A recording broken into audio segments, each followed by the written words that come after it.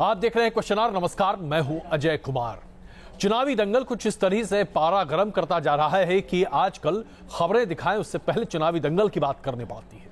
उत्तर प्रदेश में पहले दौर की वोटिंग से पहले कुछ ऐसा मामजमा देखने को मिल रहा है, लगता है जैसे कि तमाम बड़े नेता पश्चिमी उत्तर प्रदेश के कोने कोने चप्पे चप्पे तक पहुंच रहे हैं।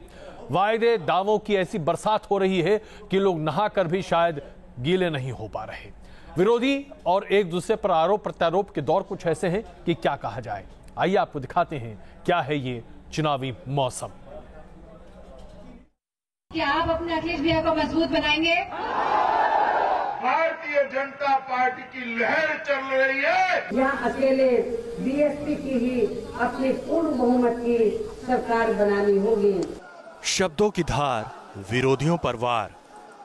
11 फरवरी को पहले दौर की वोटिंग है। ऐसे में सभी पार्टियों ने पूरी ताकत झोंक दी है। हवाई दौरों के जरिए दिग्गज विरोधियों पर बरस रहे हैं, आवाम का भरोसा जीतने का दांव खेल रहे हैं। बदायूं और शाहजहांपुर में रैली कर बीएसपी अध्यक्ष मायावती ने बीजेपी, समाजवादी पार्टी और कांग्रेस पर प्रहार किया। केंद्र की सरकार अपने आरएसएस के एजेंडे के मुताबिक की चलकर यह मौका पाते ही या तो आपके पूरे आरक्षण को खत्म कर देगी, और ये सब खबरें हमें कुछ खास सूत्रों से सुनने के लिए भी मिल रही हैं। सूबे में समाजवादी पार्टी और कांग्रेस साथ मिलकर चुनाव लड़ रही है। बिजनौर में अखिलेश और हाथरस में राहुल गांधी ने रैली की। दोनों दिग्गजों ने गठबंधन की ताकत के कसीदे पढ़े तो नोटबंदी को लेकर बीजेपी को खरी खोटी सुनाई। हिंदुस्तान का 60% धन सिर्फ 50 परिवारों के हाथ में है। 60% धन 50 परिवारों के पास, और बाकी हिंदुस्तान के पास कुछ नहीं है। हिंदुस्तान के पब्लिक सेक्टर बैंकों ने इन्हीं 50 परिवारों को 6 लाख करोड़ रुपया कर्जा दे रखा है। किसी में नहीं बचा, सब जमा हो गया, बैंक में पहुंच गया। आप तो याद करो वो वादा जो तुमने किया था कि गरीबों को 15 लाख रुपए हम अकाउंटों में पहुंचा देंगे। हम तो कहते हैं 15 लाख छोड़ो, अरे 15,000 रुपए हमारे लिए भेज दिए होते तो बहुत बड़ी बात होती। आगरा में अखिलेश यादव की पत्नी और एसपी सांसद डिंपल यादव भी चुनाव में उतरी। मैंने देखा है उन्होंने कितनी कड़ी मेहनत करी है, चाहे वो बिजली का क्षेत्र हो, चाहे वो जिला मुख्यालयों की सड़कों को जोड़ने का विषय हो। और मुझे पूरा भरोसा है कि अगर आप लोग सब उनका समर्थन करेंगे तो वो ऐसी सरकार बनाएंगे जो उत्तर प्रदेश को प्रगति के पथ पे लेके जाएगा। विरोधियों का जवाब देने के लिए बीजेपी भी अपने दलबल के साथ रणभूमि में उतरी। चोरी डकैती चाहू और होती हो, उस राज्य में विकास हो सकता है? भैया बताओ मुझे, हो सकता है? जरा जोर से बोलो, हो सकता है? मित्रों, एक ऐसी सरकार लानी पड़ेगी जो सरकार इस राज्य के अंदर कानून और व्यवस्था की परिस्थिति ठीक कर दे। और वो सरकार न सपा की हो सकती है, न बसपा की हो सकती है। आरएलडी का तो कहीं नामो निशान ही नहीं। पश्चिमी यूपी में पहले 2 चरणों में 11 और 15 फरवरी को चुनाव होने जा रहे हैं। पहले चरण में 73 विधानसभा सीटों पर वोटिंग होगी। लखनऊ की गद्दी के लिए पश्चिमी यूपी अहम है। Team news nation. अगर आप सोच रहे हैं कि सिर्फ पश्चिमी उत्तर प्रदेश में यह हालात हैं, तो दिल्ली से सटे गाजियाबाद में तो ऐसा लगता है कि दस्ताने खोलकर दंगल पूरे तरीके से हो रहा है। चाहे वो प्रधानमंत्री नरेंद्र मोदी हों या कांग्रेस के उपाध्यक्ष राहुल गांधी। मेरे गन्ना किसान, 2014 के चुनाव में मैंने कहा था गन्ना किसानों का बकाया दिया जाएगा। 22,000 करोड़ रुपया था। हमने आकर के सारी गतिविधि की, किसानों के खाते में सीधा बेनिफिट ट्रांसफर किया और 32 लाख किसानों को सीधा पैसा दिया। 98% भुगतान हमने करवा दिया था। क्या कारण है कि उत्तर प्रदेश की सरकार आज भी जिन किसानों का भुगतान बाकी रहा है, इतनी जिम्मेवारी उठाने को तैयार नहीं है। पिछले 2.5 साल में नरेंद्र मोदी जी ने 1,10,000 करोड़ रुपया 50 परिवारों का कर्जा माफ किया है। इन 50 परिवारों के पास हिंदुस्तान का 60% धन है। 1% लोगों के पास मोदी जी ने हिंदुस्तान का 60% धन दिलवा दिया। इन लोगों के पास हिंदुस्तान के बैंक का 6 लाख करोड़ रुपया हुआ है। इन्होंने कर्ज लिया, इसको Modi ji non performing asset बुलाते हैं।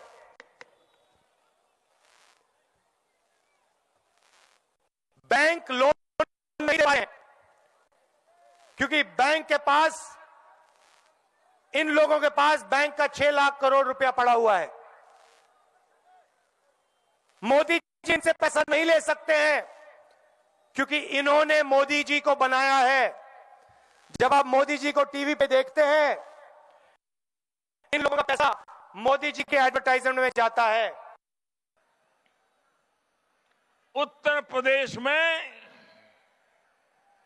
जो विकास का वनवास है, उस विकास के वनवास को समाप्त करके 14 साल के बाद फिर उत्तर प्रदेश में विकास की धारा बहाने का चुनाव है। गुस्सा फैलाते हैं। हमारा जो गठबंधन है भाईचारे की बात करेगा, मोहब्बत की बात करेगा, एकता की बात करेगा और पूरे उत्तर प्रदेश को एक साथ आगे ले जाने की बात करेगा। आप मोदी जी को सीधा मैसेज दे दीजिए, आप मोदी जी को सीधा मैसेज दे दीजिए, इस दुनिया में कोई शक्ति नहीं है जो उत्तर प्रदेश के युवा को, उत्तर प्रदेश को बांट सकती है। और एक बार फिर भारतीय जनता पार्टी को लेकर विरोधी सवाल उठा रहे हैं कि भारतीय जनता पार्टी क्या ध्रुवीकरण की राजनीति नहीं कर रही तो और क्या कर रही है। भारतीय जनता पार्टी ने पलायन के मुद्दे को जोर शोर से उठाना ही नहीं शुरू कर दिया है, बल्कि उन तमाम विवादास्पद मुद्दों को भी भारतीय जनता पार्टी प्रमुखता से सामने रख रही है, चाहे वो राम मंदिर का मुद्दा हो, लव जिहाद का मुद्दा हो, ट्रिपल तलाक का मुद्दा हो या फिर कैराना को कश्मीर बताने का मुद्दा हो। योगी आदित्यनाथ एक बार फिर अपने ही अंदाज में।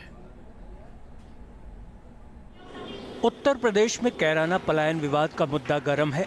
चुनावी मौसम है और पहले चरण में पश्चिमी यूपी के इस इलाके में वोटिंग होनी है, लिहाजा बीजेपी इस मुद्दे को हवा देने में कोई कसर नहीं छोड़ रही। अखिलेश सरकार के लॉ एंड ऑर्डर से जोड़कर बीजेपी के फायर ब्रांड पलायन पर आवाज बुलंद कर रहे हैं। गोरखपुर से बीजेपी सांसद योगी आदित्यनाथ ने इस मामले में अखिलेश सरकार को खूब खरी खोटी सुनाई। प्रदेश सरकारों के संरक्षण में पलने वाले गुंडे और संगठित अपराध और माफिया गिरोहों के कारण सांप्रदायिक हिंसा से संवेदनशील क्षेत्रों में पलायन की गंभीर संकट भी उन क्षेत्रों में पैदा हुई है। बीजेपी इल्जाम लगाती रही है कि वारदात से आजिज आकर बड़े पैमाने पर लोग कैराना छोड़ने को मजबूर हुए। इसी मुद्दे को बीजेपी ने टास्क फोर्स बनाने का वादा किया है, लेकिन विरोधी आरोप लगा रहे हैं कि बीजेपी ध्रुवीकरण की सियासत कर रही है। शामली के कैराना में फिलहाल पलायन का मुद्दा छाया हुआ है। दावों के जरिए कैराना की जनता को रिझाने की कोशिश हो रही है। हालांकि चुनाव आयोग की पैनी नजर है कि कैराना में वोटिंग में कोई गड़बड़ी न हो सके। Team news nation. आखिरकार आप भी समझने की कोशिश कर रहे होंगे कि पश्चिम उत्तर प्रदेश के इन 73 विधानसभा सीटों पर ऐसा क्या खास है कि हर बड़ा छोटा नेता पश्चिम उत्तर प्रदेश में अपना खंभा गाड़ने की कोशिश कर रहा है। क्यों महत्वपूर्ण है पश्चिम उत्तर प्रदेश के ये सीटें? क्यों 11 फरवरी तय करेगी उत्तर प्रदेश की दिशा? देखिए रिपोर्ट। किसानों के मुद्दे और वोटों की फसल। पश्चिमी यूपी की तासीर ही कुछ ऐसी है कि कोई भी पार्टी यहां किसानों के मुद्दों की अनदेखी कर सियासी बढ़त हासिल नहीं कर सकती। जाटलैंड के नाम से मशहूर इस इलाके में बड़ी आबादी गांव में बसती है। किसानी उनका मुख्य पेशा है और ये वो वोटर्स हैं जो अपना समर्थन भी खुल कर देते हैं, तो अपनी नाराजगी जाहिर करने में कभी कोई कसर नहीं छोड़ते। आरक्षण को लेकर जाट वोट बैंक की नाराजगी की भरपाई के लिए बीजेपी किसानों पर दांव खेल रही है।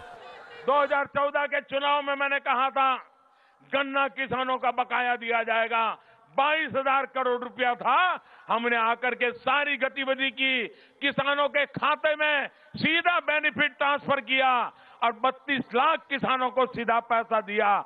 98% भुगतान हमने करवा दिया था। क्या कारण है कि उत्तर प्रदेश की सरकार आज भी जिन किसानों का भुगतान बाकी रहा है, इतनी जिम्मेवारी उठाने को तैयार नहीं है। 2014 में यहाँ जनता ने कमल खिलाया था, लेकिन 2017 में क्या है जनता का मूड? सभी सियासी दल यही भांपने की कोशिश कर रहे हैं। पहले चरण के चुनाव में पश्चिमी यूपी में 15 जिलों की 73 विधानसभा सीटों पर दांव है। इस इलाके में मुकाबला त्रिकोणीय माना जा रहा है। समाजवादी पार्टी और कांग्रेस साथ मिलकर सियासी अखाड़े में उतरी हैं, जबकि बीजेपी को लोकसभा का करिश्मा दोहराने की उम्मीद है। बीएसपी ने भी अपनी पूरी ताकत झोंक रखी है। सियासी समीकरणों की अगर बात की जाए तो इस इलाके में मुस्लिम आबादी कई सीटों पर निर्णायक भूमिका में है। मसलन मुजफ्फरनगर में 38%, मेरठ में 32.81%, बागपत में 24.73%, गाजियाबाद में 23.73% और अलीगढ़ में 17.78% मुस्लिम आबादी है। बीएसपी ने इस बार कई मुस्लिम उम्मीदवारों पर दांव खेला है, जिसका एक मकसद एसपी कांग्रेस के वोटों में सेंधमारी करना है। कैराना जैसे मुद्दे हवा में उछाले जा रहे हैं। सियासी पंडित ये गणित भी लगा रहे हैं कि वोटों का ध्रुवीकरण हुआ तो कौन बाजी मारेगा और नहीं हुआ तो किसे सबसे ज्यादा नुकसान झेलना पड़ेगा। Team news nation. राष्ट्रपति के अभिभाषण के बाद जब प्रधानमंत्री अपनी बातों को सामने रखते हैं तो आमतौर पर राज्यसभा में वॉकआउट जैसी परिस्थितियां निर्मित न होती हैं, लेकिन प्रधानमंत्री नरेंद्र मोदी आज जब राज्यसभा में अपनी बातों को रख रहे थे तो कांग्रेस ने न सिर्फ वॉकआउट किया बल्कि प्रधानमंत्री पर तमाम आक्षेप भी लगाए। आखिरकार प्रधानमंत्री नरेंद्र मोदी ने ऐसा क्या कहा जिसकी वजह से इतनी तीखी प्रतिक्रिया विपक्ष की तरफ से आई? आइए आपको दिखाते हैं। आर्थिक जरूरतों को संबंध में उन्होंने उस समय श्रीमती इंदिरा जी जब थी तब उन्होंने अपना रिपोर्ट दिया था और यशवंतराव जी चौहान उससे सहमत भी थे, उसको आगे बढ़ाना चाहते थे, लेकिन उस समय इंदिरा जी ने कहा कि अरे भाई हमको तो राजनीति में है, चुनाव उनाव लड़ने रहते हैं। ये गोडबोले जी की किताब में है जी, गोडबोले जी के आपको गोडबोले जी जो यशवंतराव चौहान के बैठ जाइए, गोडबोले जी की इस किताब पर भाई बैठ जाइए, सुन लीजिए पहले। एक मिनट आनंद जी, मेरा पूरा करने के बाद आप खड़े हो जाइए। आप बैठ जाइए, प्लीज आप एक बात भाई बैठ जाइए आप, please sit down, continue, please continue. ऊपर आरोप नहीं है, प्लीज। गोडबोले जी की किताब जब छपी, अच्छा होता आपने इतनी जागरूकता दिखाई होती और उस किताब के खिलाफ आवाज उठाई होती। आप सोए थे क्या कर रहे थे आप? और इंदिरा जी के ऊपर इतना बड़ा आरोप लग जाए और एक अफसर आरोप लगा दे और अभी तक आप सोए रहे। अरे आपकी जगह में मैं होता तो गोडबोले जी के खिलाफ केस कर देता।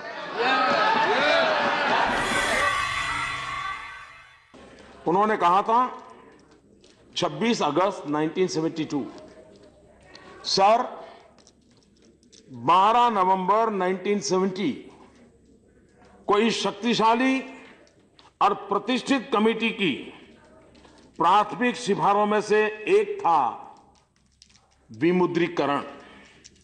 सर, श्रीमती इंदिरा गांधी काले धन के दम पर ही बची हुई है। उनकी राजनीति काले धन से ही जीवित है।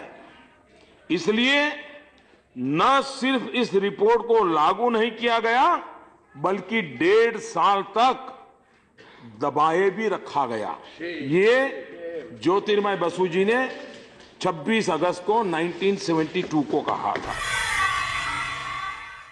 दुनिया में कहीं इतना बड़ा और इतना व्यापक निर्णय कभी हुआ नहीं और इसलिए इसलिए दुनिया के अर्थशास्त्रियों के पास भी इसका लेखा जोखा करने का कोई मापदंड नहीं है कि सामान्य जन को आंदोलित करने के बहुत प्रयास हुए थे। और आज हम देखते हैं देश में कहीं एक छोटा अकस्मात भी हो जाए तो भी 2-4 गाड़ियां जला दी जाती है, कहीं बस भी लेट आ जाए तो भी 1-2 बस जला दी जाती है। ये बाय एंड लार्ज क्या प्रभाव होंगे वो तो विश्लेषण का विषय है, लेकिन ये दृश्य रोजमर्रा की घटनाएं हैं। लेकिन हमारे भीतर की बुराइयों से लड़ने के लिए देश का मन इतना प्रतिबद्ध है कि इतनी कठिनाइयों के बावजूद भी ऐसी कोई घटना उन्होंने होने नहीं दी। इतना ही नहीं, प्रधानमंत्री नरेंद्र मोदी ने आर्थिक सुधारों से जुड़े पूर्व प्रधानमंत्री मनमोहन सिंह के ऊपर तीखी टिप्पणी की। और जैसे ही पूर्व प्रधानमंत्री मनमोहन सिंह के बारे में प्रधानमंत्री ने अपनी बातों को सामने रखा, विपक्ष इसे बर्दाश्त नहीं कर पाया और इस अभिभाषण के जवाब पर जहां प्रधानमंत्री अपनी बातों को राज्यसभा में रख रहे थे, पूरे कांग्रेस खेमे ने वॉकआउट करना ज्यादा मुनासिब समझा।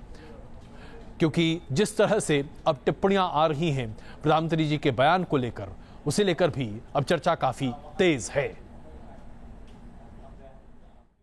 ये बात बड़ी समझने की है। पिछले करीब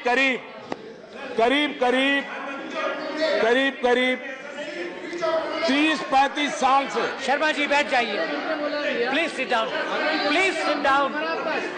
करीब 30-35 साल से प्लीज जो शब्द मैं बोला भी नहीं वो समझ गए। Interrupting, please sit down. जो शब्द मैं बोला नहीं उसका अर्थ समझ गए, ये बड़ी गजब की बात है जी। अब डॉक्टर मनमोहन सिंह जी पूर्व प्रधानमंत्री हैं, आदरणीय व्यक्ति हैं और हिंदुस्तान में पिछले 30-35 साल भारत के आर्थिक निर्णयों के साथ उनका सीधा संबंध रहा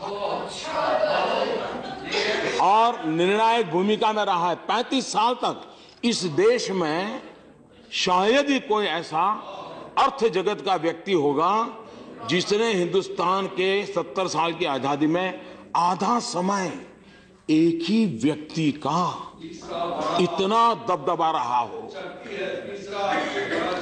और कितने घोटालों की बातें आई, लेकिन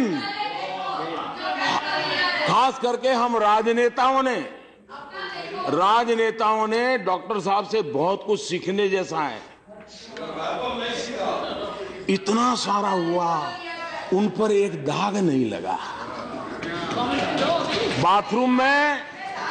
बाथरूम में रेनकोट पहन करके नहाना, ये कला तो डॉक्टर साहब ही जानते हैं और कोई नहीं जानता है। और इसलिए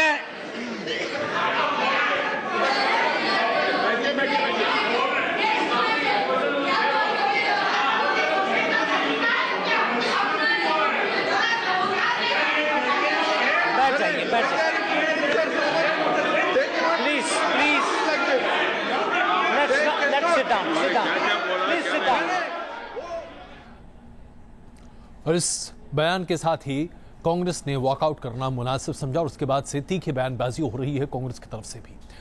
chief justice of India justice JS Khehar ने एक बड़ा ही अभूतपूर्व कदम उठाया है।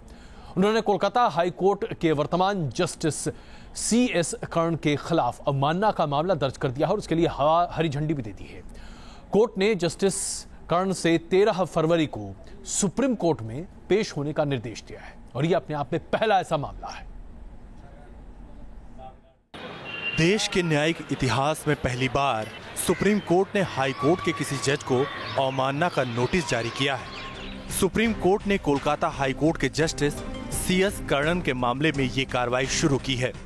कोलकाता हाई कोर्ट के जज CS कर्णन पर सुप्रीम कोर्ट ने स्वतः संज्ञान लेते हुए अवमानना की कार्रवाई शुरू की। कोर्ट ने कर्णन को कारण बताओ नोटिस जारी किया है। साथ ही उन्हें 13 फरवरी को कोर्ट में पेश होने के निर्देश भी दिए। जो कंडेम्प्ट का नोटिस हुआ है उस पे अभी उनको जवाब देना होगा। जवाब देने के बाद अगर ऑनरेबल सुप्रीम कोर्ट इस नतीजे पे पहुंचता कि कंडेम्प्ट हुई है तो उसके बाद तो फिर सजा का प्रावधान है। तो सजा के लिए अब उसमें सजा सुप्रीम कोर्ट कितनी एक्सरसाइज कर पाता है।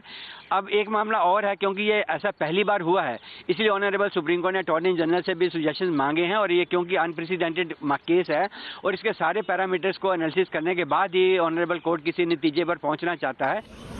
दरअसल करीब 15 दिन पहले जस्टिस कर्णन ने प्रधानमंत्री को लिखे एक चिट्ठी में 20 सिटिंग और रिटायर्ड जजों पर करप्शन का आरोप लगाया था।